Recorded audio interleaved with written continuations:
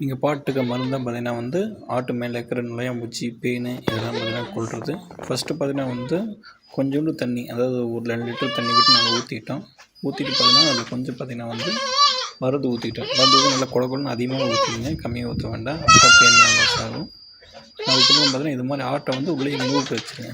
நீங்கள் நார்மலாக ஸ்ப்ரே பண்ணுறது இது மாதிரி பார்த்தீங்கன்னா வந்து நல்லா முக்கி எடுத்திங்கன்னா இந்த தண்ணியெலாம் மருந்து தண்ணி அந்த ஆட்டோட உடம்பு ஃபுல்லாக நல்லாவே பரவும். இதே பார்த்தீங்கன்னா நீங்கள் ஸ்ப்ரே பண்ணிங்கன்னா அந்த ஸ்ப்ரே பண்ணுறோன்னா மேலே முடி மேலே மட்டும் இருக்கும்.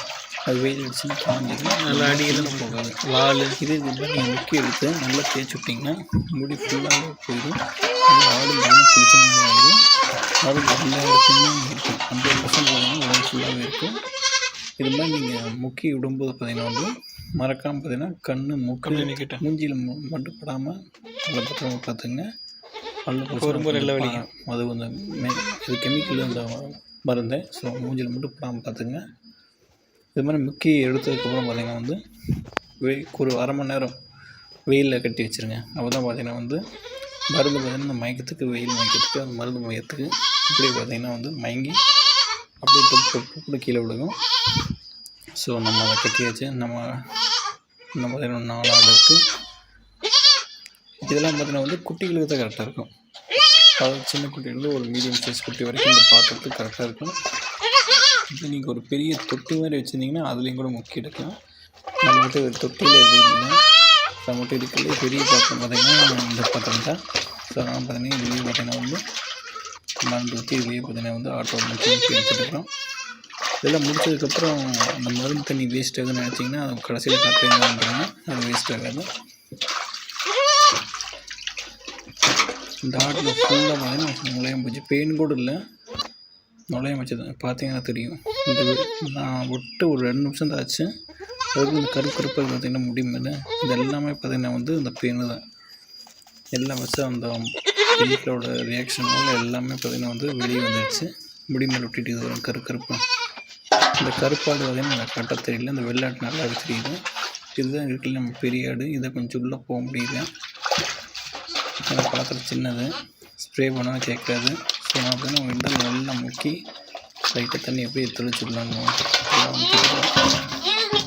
ஒரு சைடு விட்டு நான் தெளிக்கல. அந்த சைடு பார்த்தீங்கன்னா கேப் வந்துருச்சு. கொஞ்சம் கையிலேயே நல்லா தேய்ச்சி சரி கொஞ்சம் பட்டில் வரணும் மேலே என்ன அப்படி இல்லைன்னா 20 கேப் இருந்து வச்சுங்க. இந்த மருந்து தேய்ச்சி அந்த இடத்துலேருந்து எல்லாமே அந்த கேப்பில் போய் நின்றுக்கும். இது நம்ம குரம்பு குட்டி. இந்த மருந்து பார்த்திங்கன்னா எல்லா ஆட்டுக்குமே கரெக்டாக இருக்கும். நீங்கள் எல்லா ஆட்டுக்குமே இதை வந்து போடலாம். ஆடு, மாடு, கோழி எல்லாத்துக்குமே தேனி, உனி, நுழையாம்பூச்சி எல்லாத்துக்குமே இது கரெக்டாக கேட்கும். நீங்கள் ஸ்ப்ரே பண்ணுறத விட இது மாதிரி முக்கிய எடுத்து நல்லா இருக்கும்.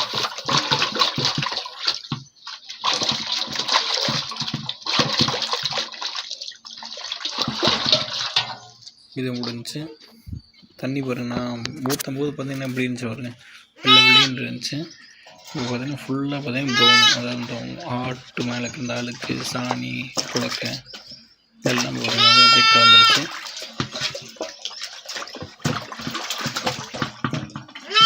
இந்த ஆடெல்லாம் பார்த்திங்கன்னா நிறைய இருந்துச்சு. இதில் சாகமாக இருந்துச்சு. இது பரவாயில்ல.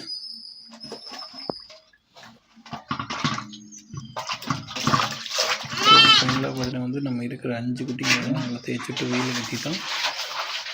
1/2 மணி நேரம் அதுக்கப்புறம் உள்ளே கட்டிடுவோம். இது அந்த மீதியான தண்ணி இதை பார்த்திங்கன்னா நாங்கள் வந்து கீழே வாசலில் தெளிச்சிட்டோம். ஏன்னா பார்த்திங்கன்னா நோயாம்பூச்சி பெயின்லாம் பார்த்திங்கன்னா கீழே நிலத்தில் தான் இருக்குது. கண்டிப்பாக இது மாதிரி தெளிச்சுட்டு அதை செத்து போயிடும். நம்ம நெக்ஸ்ட் வீடியோவில்